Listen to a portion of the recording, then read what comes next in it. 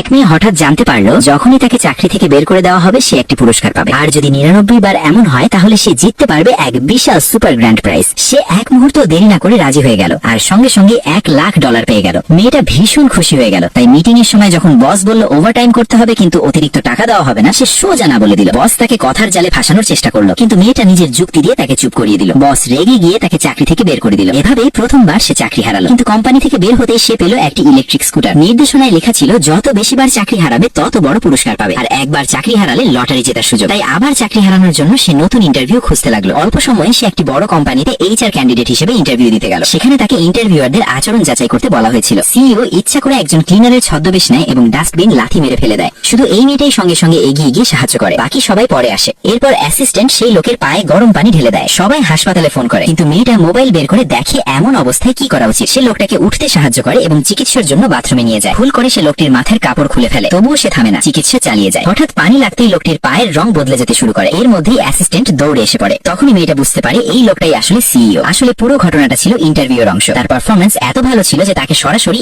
HR director বানিয়ে দেওয়া হয়। চাকরির প্রথম দিনই সে এমন একটি কন্ট্রাক্ট ছিঁড়ে ফেলে যেটা সিইও গত 15 দিন ধরে আলোচনা করছিল। লোকটা রেগে যেতে যাচ্ছিল, ঠিক তখনই অ্যাসিস্ট্যান্ট এসে জানায় যে কোম্পানির সাথে চুক্তি হতে যাচ্ছিল তার আসলে বিশাল ঋণে ডুবে আছে। অর্থাৎ মেয়েটা অজান্তেই কোম্পানিকে বড় ক্ষতি থেকে বাঁচিয়েছে। এবার সে আবার চাকরি হারানোর চেষ্টা শুরু করলো। ইচ্ছা করে দেরিতে অফিসে আসলো, এসে গেম খেলতে লাগলো। কিন্তু বস তাকে বরখাস্ত করার বদলে উল্টো আরো $1,00,000 ইনাম দিল, কারণ অন্য কেউ ভেবেছিল মেয়েটা রেগে আছে কারণ আগের দিন তাকে ইনাম দেওয়া হয়নি। এবার সে সহকর্মীদের জিজ্ঞেস করলো বস কোন জিনিসটা সবচেয়ে বেশি অপছন্দ করে। জানলো অফিস রোম্যান্স। তাই সে একটা প্ল্যান করলো। ঠিক